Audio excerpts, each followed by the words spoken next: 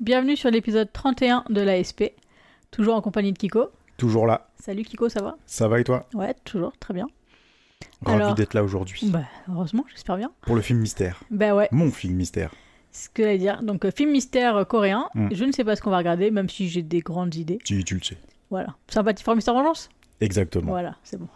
J'avais hésité un peu avec Memory of Murder, je me suis dit que ça allait peut-être faire moi aussi, un petit kiff pour celui-là, mais...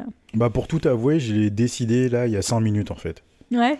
Parce que... T'as encore pour parler avec toi-même pendant le reste du temps? Ouais, j'en avais 3 sur ma liste. Bon, je dirais pas lesquels parce que si je retombe dessus...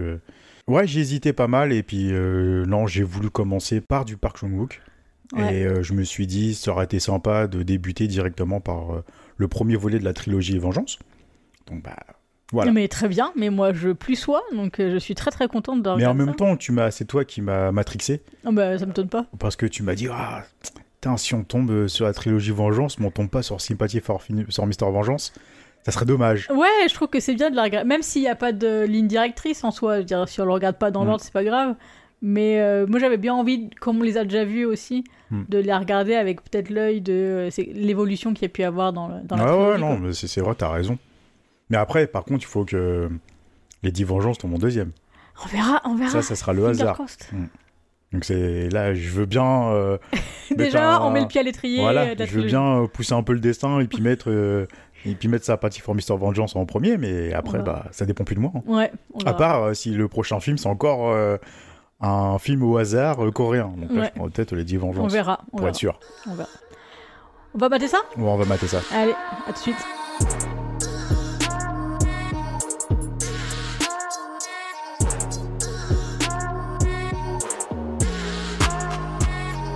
Et bon retour parmi nous, ça y est, on vient de regarder Sympathy for Mr. Vengeance de Park Chan-wook, un film sorti en 2002, d'une durée de 2h09 exactement, et catégorisé thriller crime. Alors, est-ce que tu nous fais un petit pitch, Kiko, du film, s'il te plaît? Ouais, je vais faire ça. Et là, je pense que je suis assez inspiré par rapport à d'habitude, donc... Ouais, super. Alors, c'est l'histoire de Ryu, un jeune sourd et muet qui essaie par tous les moyens, en fait, de soigner sa sœur, qui a besoin d'une greffe de rein. C'est ça. Ça va être assez compliqué vu qu'il n'a pas d'argent et qu'il n'est pas compatible avec sa sœur, en fait, au niveau du groupe sanguin. Donc, il va se tourner vers une organisation, comment on peut dire ça, clandestine. En gros, des trafiquants d'organes. Ryu va se retrouver à donner son rein pour sauver sa sœur, sauf que ça se passera très mal. Il se réveillera avec un rein en moins, mais plus personne autour. Donc, les trafiquants se sont évaporés dans la nature. Dans la nature. Ryu va se retourner sur une deuxième option et enlever une petite fille pour réclamer une rançon.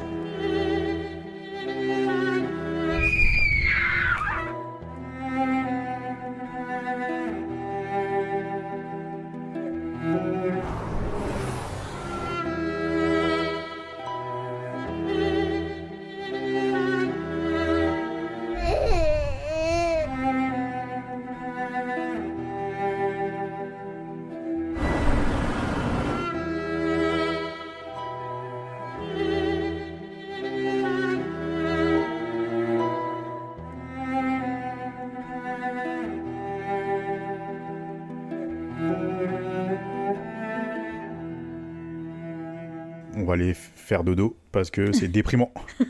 Ouais, c'est un peu ça, ouais. Avant de rentrer dans le sujet des avis et de l'analyse, on va dire. T'as commencé la trilogie Vengeance par quel film, toi? Oldboy, tout simplement. C'était le premier arrivé, donc premier arrivé, premier servi. Ouais, Ouais, de toute façon, en même temps, c'était pas compliqué. Hein. À l'époque, le cinéma coréen en général est arrivé avec Oldboy. A été démocratisé avec Oldboy. Ouais, bien sûr. Et donc, si on avait l'occasion de découvrir, et était curieux aussi de découvrir du cinéma asiatique très tôt, automatiquement, c'était tout de suite avec Oldboy. Et après, si on avait la chance, on pouvait essayer de dénicher les deux autres suites et la filmographie en général du bonhomme, qui arrivait au compte-gouttes, en fait. Donc, c'était Oldboy. Et toi? Moi, c'était Lady Vengeance. Ok, donc t'as découvert très tard en fait. Non, j'ai découvert avec mon cousin qui et Eun Jung. Mhm. Et donc, j'ai vu assez tôt, mais je crois que si je me souviens bien, c'était une copie coréenne sous-titrée anglais, quelque chose comme ça. Ah oui, oui, d'accord. Parce que j'allais dire, en fait, en France, le premier qui Ouais, arrivait, je pense que c'était Oldboy. c'était un film un DVD qu'il avait dû acheter en Corée. Oui, ok, ouais. Ah oui, oui, là, Ouais.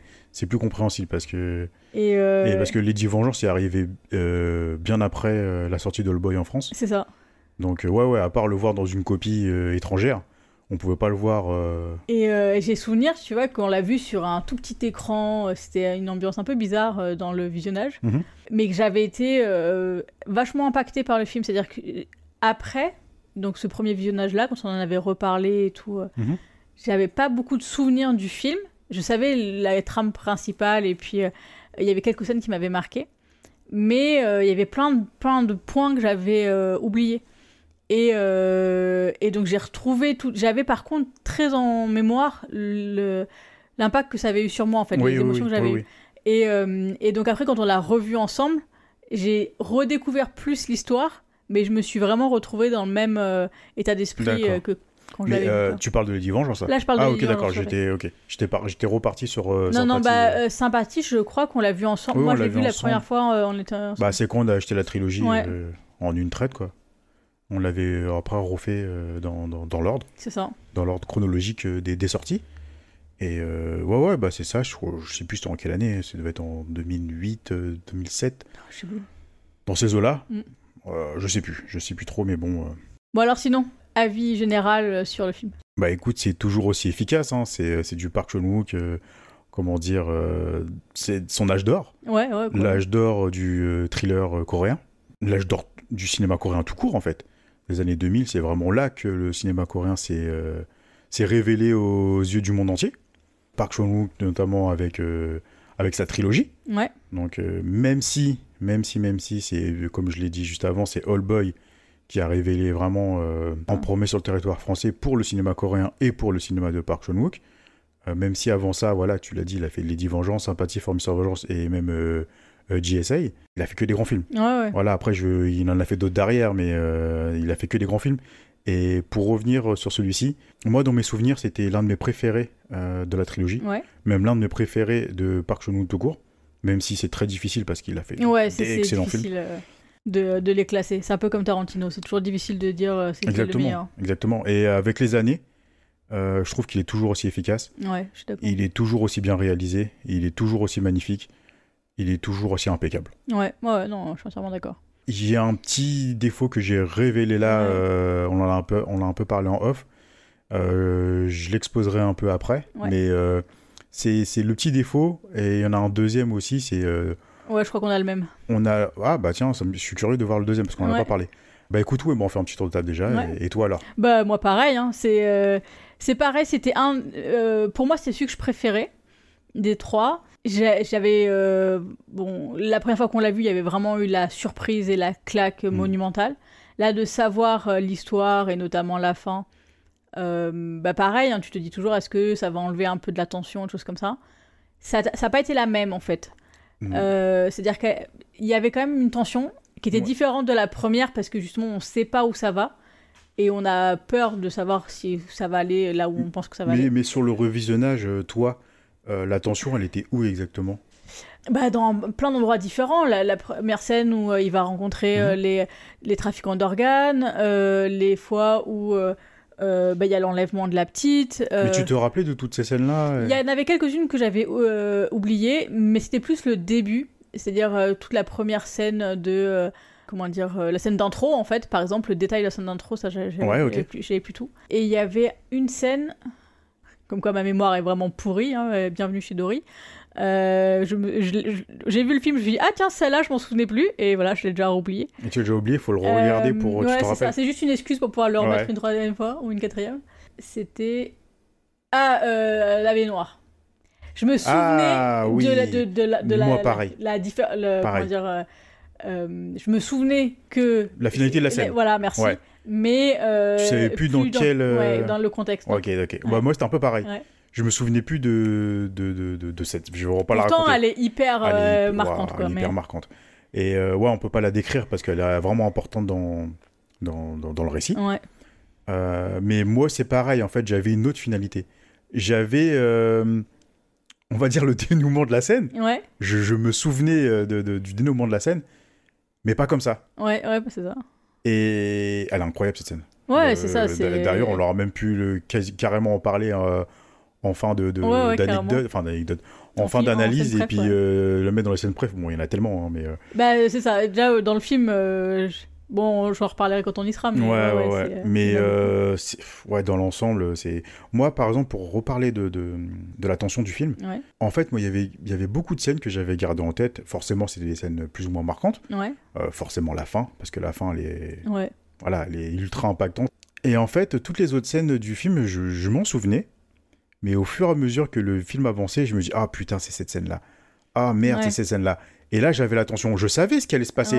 Mais le fait de le revoir, alors que ça avait même marqué une première fois, c'est là que j'ai eu l'attention. C'est ça. En fait, c'est pas l'attention de découvrir quelque chose, parce que je savais ce qui allait se passer. Mais j'avais toujours ces petites tensions. Des fois, tu vois... En fait, j'ai des petits tics, tu sais, quand j'ai une tension, c'est que je vais me gratter le genou ou l'avant-bras. Moi, je croise les bras, généralement. Et ouais, moi aussi, je fais ça. Mais je me suis rendu compte aussi récemment que je faisais souvent ça aussi, mais c'était surtout quand c'était des scènes qui m'agressaient moi, en fait. Voilà, c'est les petits tics que j'ai, et la tension, elle était toujours la même. Et je me demande même si elle n'est pas encore plus forte sur le fait de savoir plutôt que de la découvrir.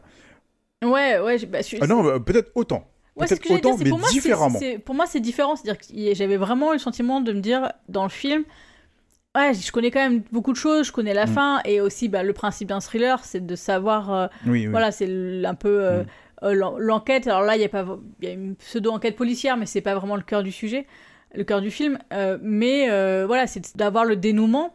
Et là, le dénouement, on l'avait, mais moi, j'avais quand même, ce truc de me dire... soit il y avait des scènes où j'avais... plus atteindre le détail, et donc j'avais vraiment, tu vois, la tension, mais parce que justement, en fait, je me dis, il y avait tout ça, en fait, tout ça, ces petits détails-là, ils vont amener ça dans l'histoire. C'est vrai qu'il y a beaucoup de choses. Hein. Et justement, je me souviens, au fur et à mesure du film, à quel point il est riche, en fait, et qu'il amène plein d'informations. Et puis après, comme tu dis, en fait, le truc où tu dis, c'est cette scène-là, et il va se passer ça, on va avoir mal. Et ça fait un peu comme The Chaser, tu vois. Oui, complètement. Ouais, mais tu as raison. On savait tout, en fait. Tu as raison. Mais t'as l'anticipation de... on y va, on je suis d'accord. Vraiment, parce que aussi, c'est très graphique. Hein.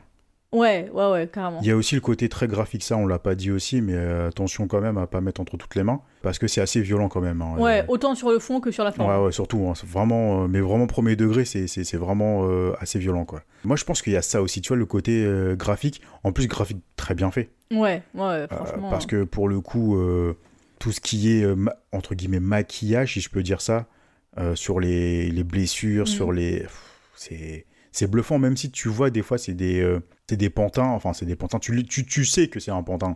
Mais tu vois, il y a des scènes de violence, tu vois, c'est pas un spoil, hein, mais tu sais, quand il y a une scène où quelqu'un s'acharne sur une personne au sol, à coup de batte de baseball, la scène, elle est filmée. Elle est pas, c'est pas du hors-champ, elle est pas suggérée. Tu la vois avec une caméra assez haute. C'est juste le cadrage qui fait que tu vois pas le truc en gros plan, donc c'est quand même un peu masqué. Mais tu vois vraiment tous les coups de violence. Donc tu te doutes bien que c'est un pantin. Voilà. Que c'est pas une vraie personne au sol. Mais avant que la scène commence, tu te doutes pas en fait, parce que comment dire, les effets visuels, même sonores en fait. Il y a les deux, moi je trouve qu'ils fonctionnent bien. C'est tellement bien fait que la violence en fait, elle est presque réelle. Ouais, puis il gère super bien la violence qui va être montrée de front et la violence qui va être suggérée. Tu regardes les scènes d'autopsie, ça je voulais en parler aussi. Elles sont hyper violentes et tu vois rien. Mais c'est les pires scènes les hors-champs, ils sont mais les hors-champs, et c'est surtout, il y a un truc que tu as dit juste avant, les effets sonores, l'ambiance sonore. Ce qui est hyper intéressant dans ce film-là, c'est que le héros principal est sourd et muet. Je vais refaire un comparatif, je déteste faire ça, mais je le fais. C'est vraiment pour vraiment imager le truc. Dans Les Anges Déchus, on avait un personnage sourd et muet également. Le seul moyen qu'a trouvé Wong Kar-wai, entre guillemets, de le faire exprimer, c'est les voix off. Donc du coup, t'as un personnage sourd et muet qui a quand même une voix qui parle en voix off, et ça dénature complètement le personnage. Dans Sympathie for Mr. Vengeance, le personnage sourd et muet s'exprime uniquement en langage des signes. Pour, entre guillemets, sous-titrer ce qu'il dit, en fait, on a des pancartes comme dans les films muets à l'époque, C'est ça. Et ça avec marche des trop fonds bien. noirs, avec un texte blanc dessus. Et à aucun moment, t'as pas de voix off qui va, C'est ça. t'as pas la voix de l'acteur qui va parler dans le film alors qu'il est sourd et muet. Enfin bref, c'est un Ouais, truc mais complètement... complètement. Moi, je suis d'accord. Hein, Et là, c'est- ça marche trop bien. Ouais. Tu te dis, mais ouais, putain, mais c'est simple. Pourtant, il a rien inventé, Park Chan-wook. Mais c'est ça. C'est ça Ça dans vient tous du les cinéma films. sourd et muet. C'est ultra efficace, il a très bien utilisé. Ouais, donc je reviens sur le côté ambiance sonore. On a énormément de scènes où justement on comprend comment fonctionne la vie de ce sourd et muet. On voit comment il interagit au quotidien, que ce soit au travail, que ce soit avec son entourage. Bah, avec sa sœur. Ouais, tu le vois comment en fait il gère ces ambiances sonores-là qu'il n'a pas. Tout le film se joue sur les hors-champs Ouais. que nous on voit, mais que lui n'entend pas. Ouais.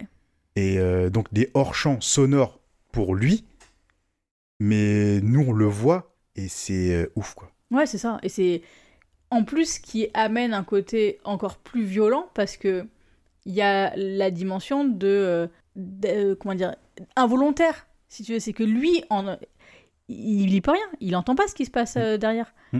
Et donc, t'as plein de choses que tu vas voir et que tu vas comprendre et qui sont des scènes horribles, mais c'est même pas sa faute à lui, en fait, tu vois. Et après, bon, il y a plein d'autres choses qui se passent, mais... Et il y a des... comment dire... des responsabilités et des désirs de vengeance justifiés des deux côtés. On sait tout de suite que... De quel type qui va se venger, de qui. Qui va vouloir se venger. Sauf qu'au final, Bah, ça va bien plus loin que ça, quoi. ça va beaucoup plus loin de ça. Donc après, on peut pas trop en parler parce qu'il y a énormément de scènes importantes.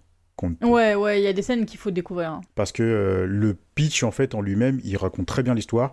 Et moi, je trouve qu'il donne très envie, justement, d'en découvrir. Ça reste vraiment un thriller, entre guillemets, de base. Un thriller de vengeance, mais avec énormément de rebondissements. Ouais. Énormément de dénouements. Même quand t'as un dénouement qui arrive, bah, derrière, tu t'en reprends une en pleine gueule. Et ça se termine jamais. Et enfin, si, quand même, ça se termine. Il y a un générique, mais...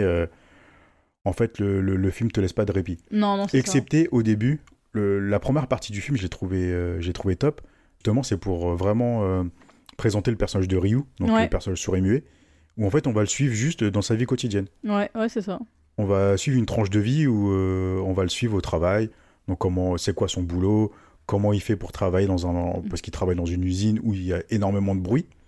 Donc, tu vois tous les autres autour qui ont des gros casques anti-bruit. Lui, il n'en a pas besoin.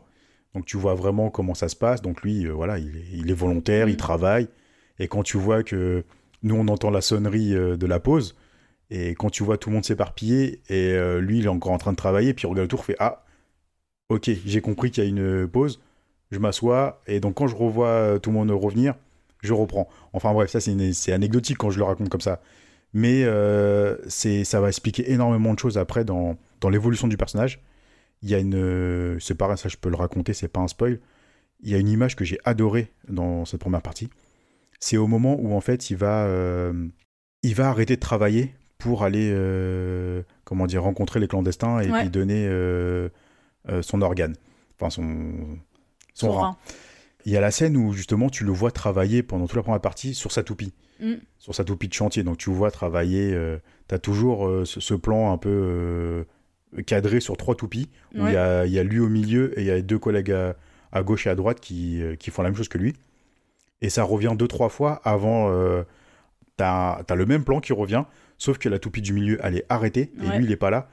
Et avec juste ce plan-là, tu as compris qu'en fait, il est passé à une autre étape. Il a arrêté de travailler et tu comprends tout de suite qu'en fait, il va essayer de trouver l'argent différemment.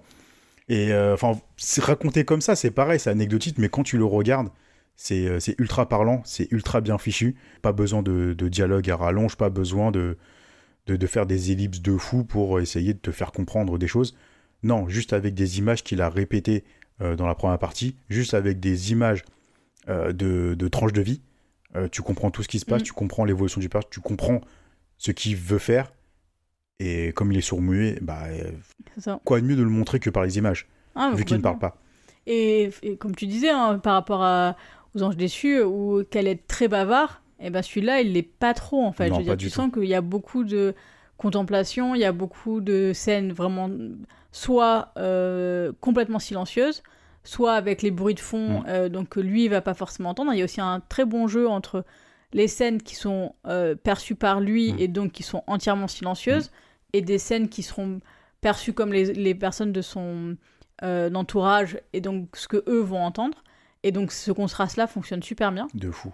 Et même la scène, tu vois, d'intro, où donc ça s'ouvre sur la lecture d'une lettre que lui a écrite à sa sœur, parce que il peut communiquer avec elle. Et ensuite, il y a pareil, il y a son quotidien, quoi. On voit son rendez-vous chez le médecin pour sa sœur, ce genre de choses. Et il y a vraiment, je trouve, de manière extrêmement subtile, on comprend déjà comment il vit son handicap, c'est-à-dire qu'il arrive à le lire sur les lèvres, mais tu sens que ça peut être plus compliqué à comprendre, des choses comme ça. Donc on sent qu'il y a aussi une barrière, en fait, avec les autres personnes qui vont pas parler la langue des signes. Et voilà, tu vois tout de suite à quel point, en quelques minutes, le désespoir qu'il a, sa vie, en fait, et le mur qu'il a en face de lui, c'est-à-dire qu'il n'a pas d'option, en fait. Et forcément, quand il va avoir la possibilité vente d'organes, c'est la lumière au bout du tunnel, quoi. Et ça se passe, je veux dire, la première scène d'intro, elle est vraiment très courte, et donc en quelques minutes, c'est vraiment hyper percutant, quoi. Tout est millimétré, tu vois. Ouais, complètement. Pour les dialogues, comme tu disais, tout est écrit pour pas qu'il y ait de surplus. Il n'y a pas besoin de plus, en fait. Ouais, je suis entièrement d'accord. On n'a vraiment pas besoin de plus. Les personnages, ils disent ce qu'ils ont à dire. C'est pas des phrases répétées, c'est pas des phrases qui vont raconter un acte ou une histoire.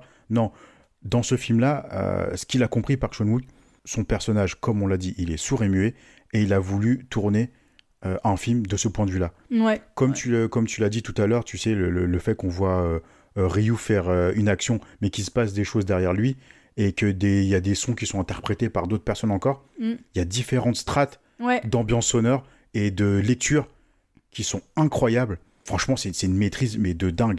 Et Park Chan-wook, qu'il a fait, c'est pas le plus beau film visuellement qu'il ait fait. Il a pas voulu faire un film visuel comme ça arrivait après, par exemple, ne serait-ce que pour Old Boy. Old Boy, il y a des parties pré-artistiques qui sont restées vraiment dans l'histoire du cinéma, ou même beaucoup plus tard avec Mademoiselle, ou même récemment avec Decision to Live, où vraiment il y a une patte artistique. Là, dans celui-là, il a voulu avant tout faire un film sourd et muet, tout simplement. Ouais, complètement.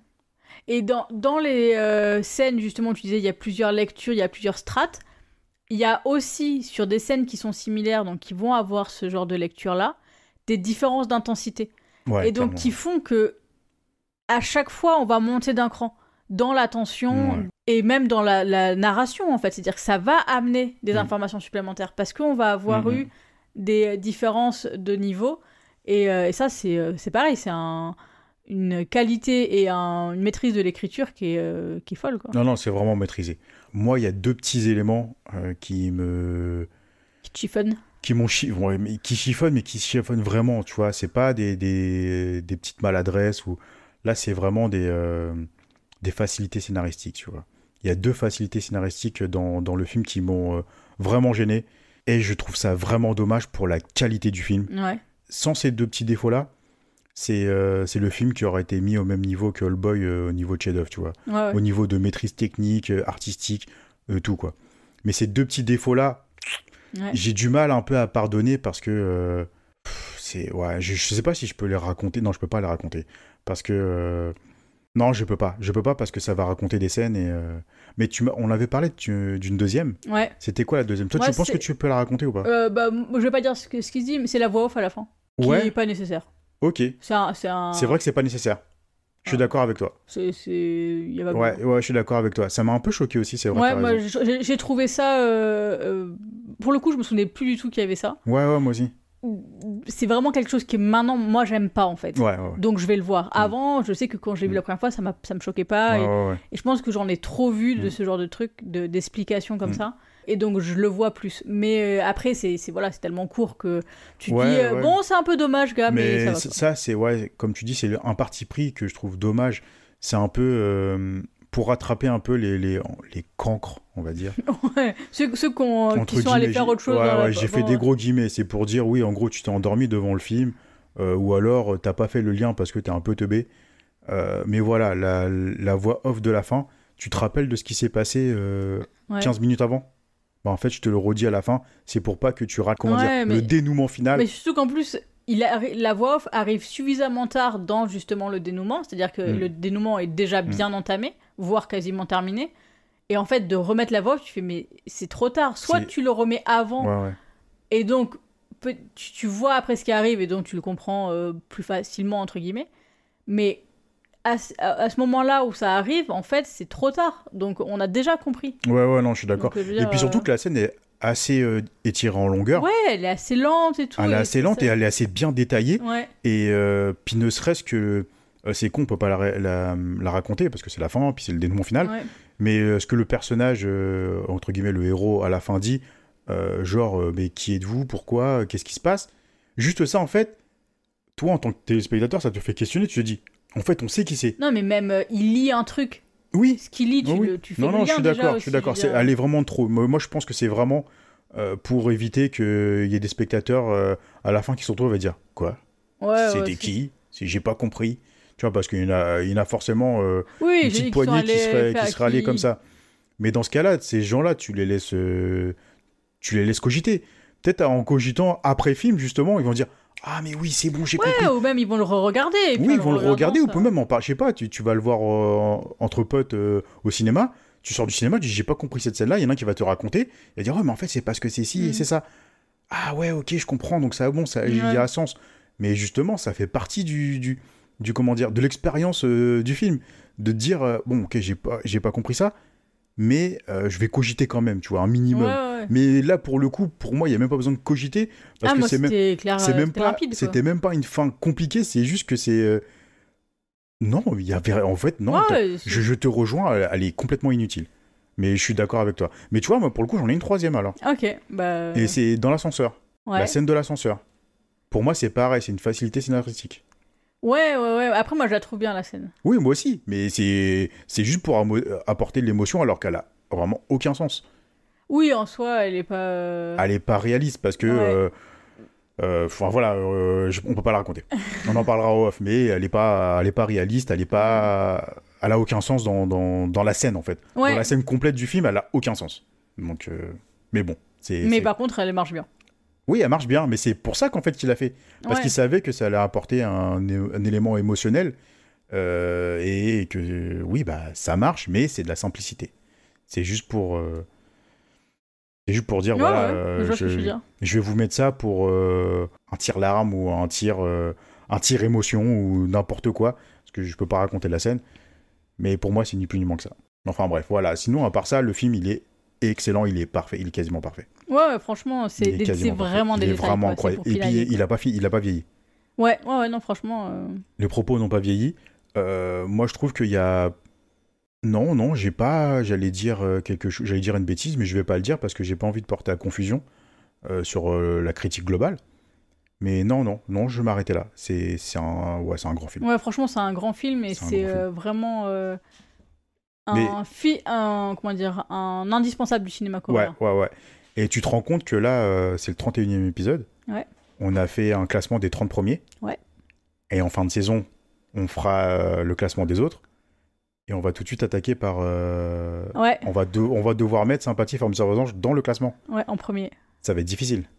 Ah bah, ça va être difficile en premier, non, on va en parler en premier.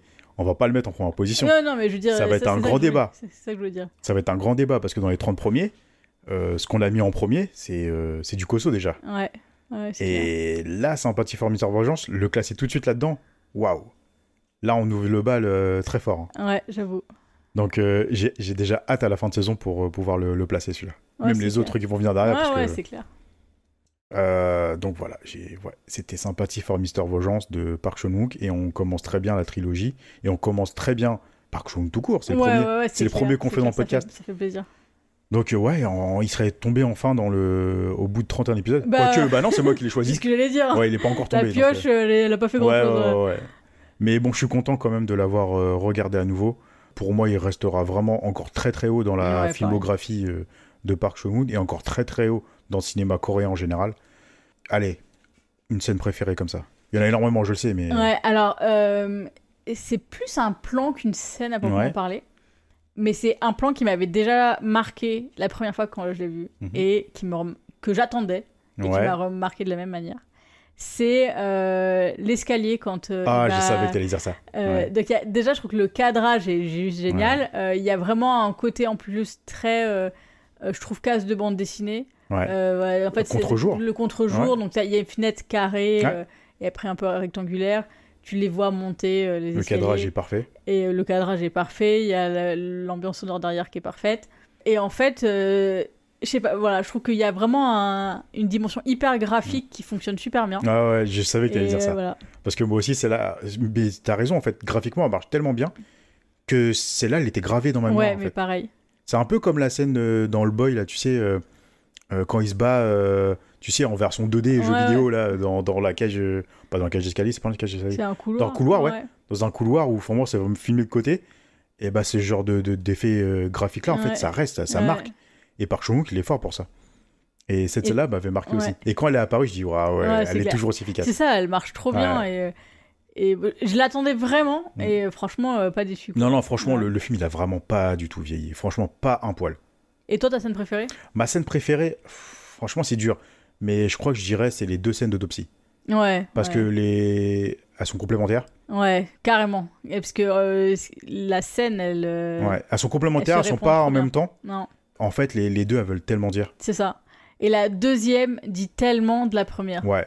Et surtout que c'est une scène d'autopsie où on voit rien du tout. Ouais. Et elle est dégueulasse. Ouais. Elle est dégueulasse au niveau sonore. C'est ça. Elle est poignante niveau visuel.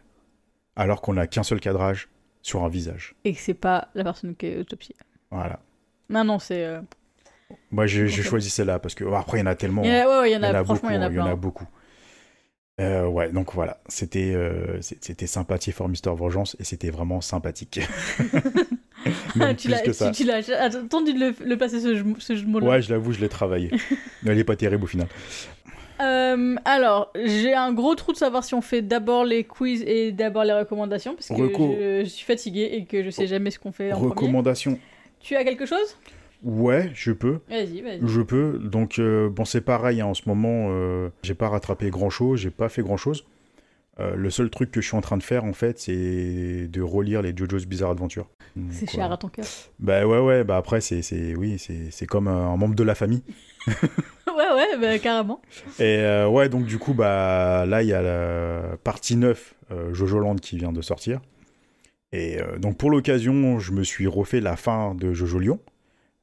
Vraiment pour me remettre vraiment dans le bain et puis me reprendre une petite claque, quoi. Parce que c'est toujours un si gros sacrifice que de relire JoJo's. Voilà, et finalement j'ai décidé de reprendre parce que je crois que ça va être un fil rouge sur ma chaîne dans ma Mangatech. Ouais. Parce que j'avais dit que je parlerais pas de manga mainstream ou de gros mangas. Par contre, j'ai envie de faire du JoJo's et les faire partie par partie. Ouais. Donc en fait, du coup... Donc tu vas les faire du début. Je vais tout reprendre du début. Ça tombe bien parce que moi j'avais prévu de les reprendre du début parce que je me suis arrêtée au milieu de la partie 3 ou 4. 3. Et après on avait regardé les animes. Ouais. Et je me dis ouais quand même faut que je les refasse et tout. Mais j'avais envie de les faire du début. Donc voilà, c'est juste pour dire que ma raison de vivre en ce moment c'est JoJo's. Qu'il a déjà été durant ces 20 dernières années. Ouais, j'allais dire. Hein. Il a pas trop été détrôné celui-là. Ouais, donc voilà, tout ça, c'est un peu pour teaser le premier épisode qui sortira sur DMM Podcast, où je vais parler de la première partie de JoJo's. Et dans l'année ou dans les futures saisons, je continuerai à faire du JoJo's partie par partie. Et parce que forcément, il faudra laisser le temps de le lire aussi, parce qu'il y a des parties qui sont assez longues. Donc, comme la partie 3, où après, il y a d'autres parties qui sont plus ou moins courtes. Les 2 premières parties, ça va être rapide parce que c'est beaucoup plus court. Mais voilà, donc attendez-vous à 9 épisodes de JoJo's, parce que 9 parties. Ouais. Et peut-être même un hors-série pour parler des séries à côté. Donc, comme les séries avec Rohan, donc soit Rohan au Louvre ou les deux mini-histoires de Rohan. Il y a aussi les recueils de Araki, où il a sorti plusieurs histoires, pas vraiment en lien avec JoJo's, ou de très loin. Donc voilà, je vais parler de JoJo's énormément dans le podcast, je pense, parce que C'est tellement cher à mon cœur, c'est tellement indispensable dans ma vie. C'est pour imaginer un peu, c'est le genre de manga. Quand je finis une partie, par exemple, ça m'était arrivé sur la partie 7 de Steel Ball Run, parce qu'en fait, j'ai eu la chance en fait d'enchaîner tout ça. Quand j'ai commencé à relire les JoJo's, quand j'ai commencé à racheter tous les JoJo's, j'ai tout enchaîné de la partie 1 jusqu'à la partie 7. Et quand la partie 7 a été terminée, il fallait attendre pas mal de temps pour avoir la partie 8. Et en fait, je suis rentré dans une mini-dépression. À la fin de Steel Ball Run, j'ai rien lu pendant très longtemps. Ouais, mais rien du tout. Ça joue beaucoup, ça. Hein. Quand tu finis quelque chose qui est excellent, c'est dur de passer derrière. Hein. Et voilà, ça m'avait un peu... j'avais quasiment abandonné le manga, limite. J'avais envie de tout jeter, tout revendre.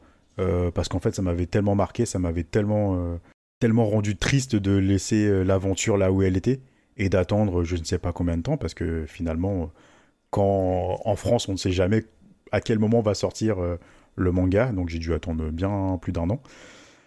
Et voilà, donc tu te prépares psychologiquement à la fin ? Bah...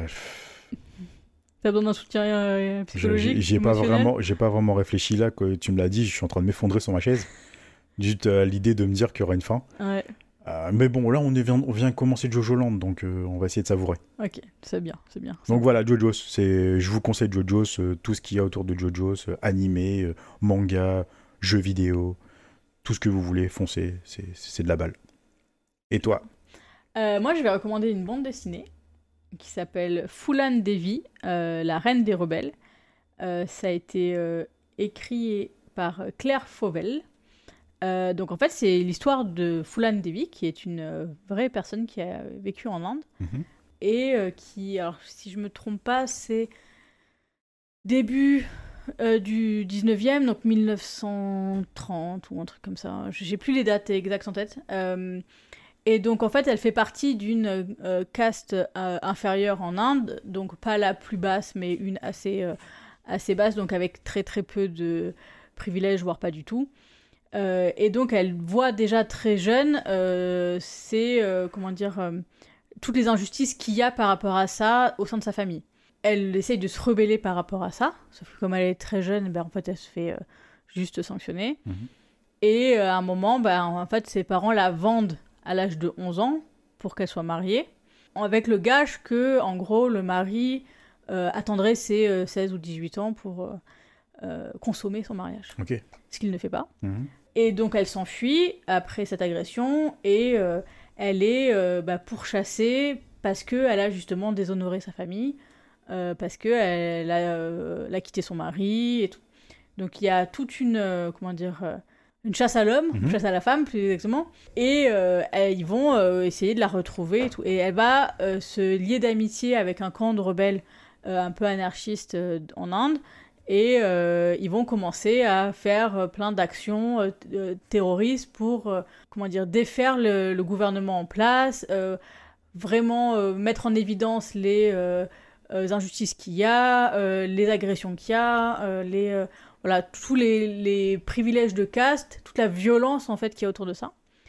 Et voilà, donc c'est vraiment, en fait, elle est passée de fille complètement bannie, en fait, à leaduse d'un groupe anarchiste extrémiste en Inde, mais qui avait le côté un peu Robin des Bois, si tu veux, qu'allait voler aux riches pour redonner au peuple. Une justicière. C'est ça, complètement. Une justicière.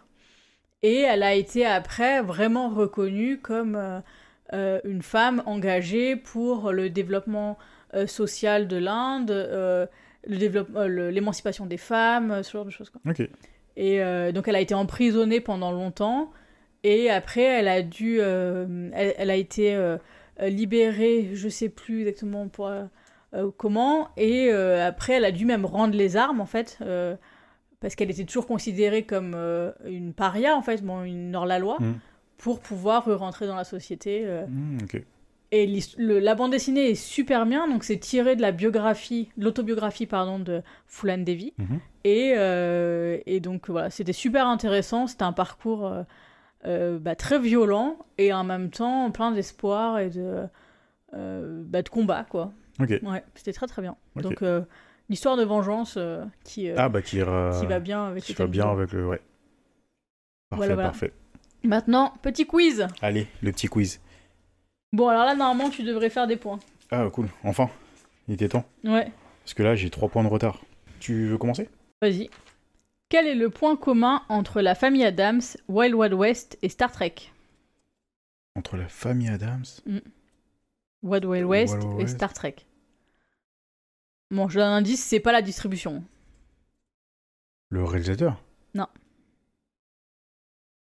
Attends, je suis en train de chercher la famille Adams, Wild Wild West et Star Trek. Star Trek. La main? Non. Aucune idée. Au départ, c'est des séries télé. Oh, j'y étais pas du tout. Ok. Pour quel studio une femme tient-elle la chandelle? Alors là, je pense que je suis censée aller à un endroit quelque part et mon cerveau il y va pas du tout. Je sais pas. Columbia. Bah ouais, mais j'étais pas du tout là-dedans. Moi, je cherchais un film. Ouah, Ah ouais, faut non, qu'on mais... se réveille là parce que... non, bah j'y étais pas. Hein. Je veux dire, mon cerveau il y est pas allé. Alors, qu'est l'ange bleu dans le film de Joseph von Sternberg? Le titre du film, c'est L'ange bleu. Je sais pas, un bateau? C'est un cabaret. Ouais, c'est là que c'est dessus que Non, tu vas voir t'as celle pas. d'après, ça devrait le faire. Ok. Dans quel film voit-on les acteurs cogner des noix de coco pour faire croire qu'ils sont à cheval? C'est Monty Python, c'est Oh, très Graal. putain. C'est vrai, facile. Ouais, j'avoue. Mm. Dans quel film américain Mélanie Laurent interprète-t-elle le rôle d'une jeune juive en cavale? Glorious Bastard. Voilà, ça, je t'avais dit.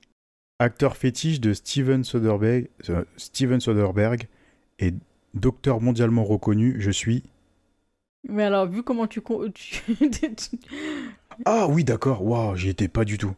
Ok, tu veux que je te répète la question? Ouais, je veux bien. Acteur fétiche de Steven Soderbergh et docteur mondialement reconnu, je suis... Soderbergh, tu connais ou pas? Bah, un Tu fais petit le peu, lien mais, avec ses films? Non, pas au point de trouver le docteur. Ah, c'est pas... Non, c'est pas Soderbergh, ça. J'allais dire La Mouche, mais c'est pas lui, c'est Cronenberg. Non. En fait, c'est deux choses différentes. Hein. Donc, c'est l'acteur fétiche de Steven Soderbergh, et à côté, c'est un docteur mondialement reconnu. C'est un docteur en vrai ou il joue le rôle d'un docteur? Il joue le rôle d'un docteur. Ah bah, c'est le docteur que j'ai en tête, c'est Doctor House, donc Non. c'était pas ça. Non, bah je l'ai pas, de toute façon. Georges Clooney. Ah oui, Urgence. Bah Putain, oui. mais c'est pas ma génération, ça. Ouais, mais c'est dessus que j'ai bloqué. Je me dis, mais docteur? Quand je dis Georges Clooney, je fais, ah oui, bah oui, d'accord. Ouais. Alors, complétez cette réplique de Pulp Fiction.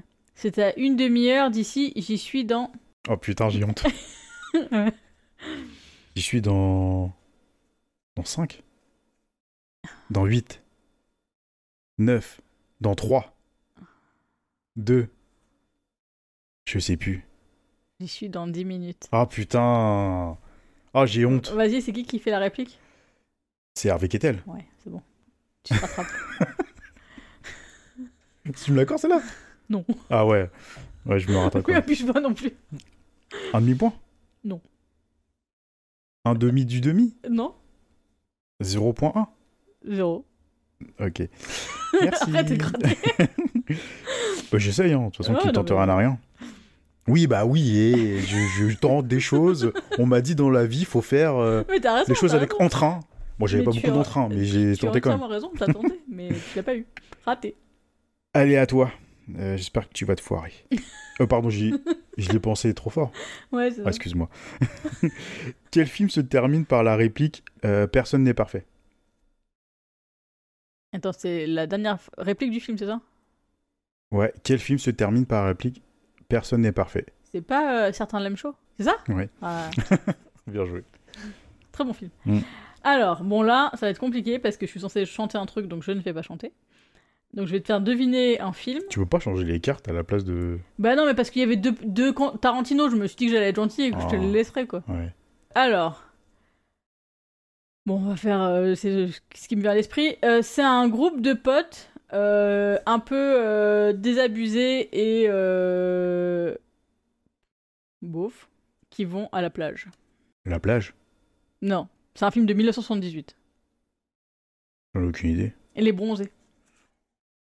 Oh là là là, j'aurais préféré que tu chantes. Non, merci. Bon, non, mais là, j'aurais trouvé. La musique, elle est culte. Non, Ouais, mais tu me fais rater un point. Tant pis pour toi. Ouais, bah, je veux le demi-point de d'Harvey Keitel. Allez, la dernière pour toi. Quel film de Steven Soderbergh Ah, super. se cache derrière les indices Marion Cotillard, Matt Damon et Virus? Ah, c'est Contagion. Ouais. Putain, c'était facile en fait. C'est fini pour... C'est fini? Ouais, c'est fini. Wow. Donc, t'en as un. Sérieux? Toi, t'en as un... 3. Putain, c'est même plus une avance que tu prends là. Ouais. Comme toi aussi, tu me vends des cartes là, tu vois, tu vas avoir des points. Ouais, bah, désolé, de Tarantino, je me suis dit que c'était bon, quoi. Ouais, mais moi Tu veux je que je veux t'accorde 5. les bronzés parce que j'ai pas chanté? Non. Non, en plus, ouais, en plus, tu mets des pièges en plus. Non, mais attends, c'est bon. T'étais censé chanter. Pourquoi tu fais pas profiter tout le monde aussi? Tu sais très bien pourquoi je ne fais pas profiter, parce que personne profitera. Bah justement, fais profiter tout le monde. Non, non, non. Comme ça, comment dire, on passera. Je connais mes limites. Comme ça, on pourra mettre le podcast en Un référencement chanson et musique. chanson et comédie. Ouais, surtout comédie. On pioche et on dort. C'est un peu ça, ouais. Ah, je suis claqué. Allez, c'est parti. Allez, qu'est-ce qu'on regarde la semaine prochaine? 3, 2, 1. Polystory. Oui, oui. Ouais, bien. Voilà un film. Ça, c'est un film. Oui, ouais, les c'est autres pas comme aussi, si. Bah non, c'est ce qu'on vient de faire. Ouais. On vient d'en faire. Comme si les derniers qu'on avait fait, on les avait pas enchaînés les bons quand même. Non, c'est clair. Mais là, on va enchaîner avec un autre très Ouais. très bon. Je crois que je l'ai vu qu'une fois celui-là. Ah ouais? Ouais, bah c'est toi qui me l'as montré, je l'avais jamais vu avant. Oh, non. Tu confonds avec New Polystory. Ah, peut-être, ouais. Ça n'a rien à voir. Ok, Non, très non, bien. ça n'a rien à voir. Donc je l'ai pas vu alors. Non. Ok, bah cool, je vais C'est découvrir sûr ça. que tu l'as pas vu. Parce que moi, ça fait longtemps que je l'ai pas vu aussi. Ok. Donc, et je crois que la dernière fois que je Et l'ai c'est vu... une suite, c'est lié, New Polystory ou pas du tout? C'est après. Ok, d'accord. Je savais qu'il y en avait plusieurs, mais je savais pas que c'était... Celui-là était sorti dans les années 2000. Ouais. 3 premiers Polystory, c'est les années 80. Ok, d'accord. Ah oui, donc il y a une bonne... Dans les années 80, j'ai plus les dates 80, exactes. 90, quoi. Ok. Ouais. Ouais, Et donc il y a une bonne durée entre tous, quoi. Ouais, tu veux dire Il y a du temps, quoi. un écart. Ouais, il y a un énorme écart entre la première trilogie et le New Polystory. Je me demande même si on n'a pas un autre après New Polystory. J'ai un doute. Je crois qu'il y a un autre film qui est lié. Enfin bref, je vais faire des recherches, je reparlerai peut-être dans... Parce que j'ai un doute. Mais enfin bref, la trilogie, pour moi, c'est... Je crois que c'est... Non, je crois pas. C'est l'une des meilleures trilogies hongkongaises pour moi. Ok, super. Ah, au-dessus de Infernal Affair. En même temps, Infernal Affair... Oui, oui, largement. Ok. Largement. Ce que je veux dire, en même temps, Infernal Affair, les trois se valent pas. Quoi. Oui. Non, moi, Polystory, pour moi, c'est vraiment les meilleurs films de Jackie Chan. Ok, bah j'ai bien hâte de découvrir alors pour le coup. Ils sont vraiment excellents. De toute façon, je me rappelle, j'en avais parlé dans les premiers épisodes. J'avais fait un truc avec Polystory, je me suis dit que j'avais tellement hâte de les revoir, parce que c'était ce que je préfère chez Jackie Chan, au niveau des cascades. Dans chaque film, il a une cascade dingo. Ouais, de toute façon, il en a souvent, mais les plus marquantes, elles sont dans Polystory. Ok. C'est tellement ouf. Ah super, bah vraiment hâte de découvrir, alors ça va être top. Donc voilà, rendez-vous la semaine prochaine pour l'épisode 32 de Polystory, avec Jackie Chan. Yes. Et c'est le premier Jackie Chan? Oui, c'est le premier Jackie Chan, tout à fait. Ah, bah c'est sympa ça aussi. Ouais, c'est clair. C'est parfait. Ouais. Donc, écoutez, d'ici là, portez-vous bien. Pas trop de bêtises. Reposez-vous bien. Voilà. Et on se donne rendez-vous dimanche prochain. Pour Polystory. Portez-vous bien, à bientôt. Ciao. À bientôt, ciao.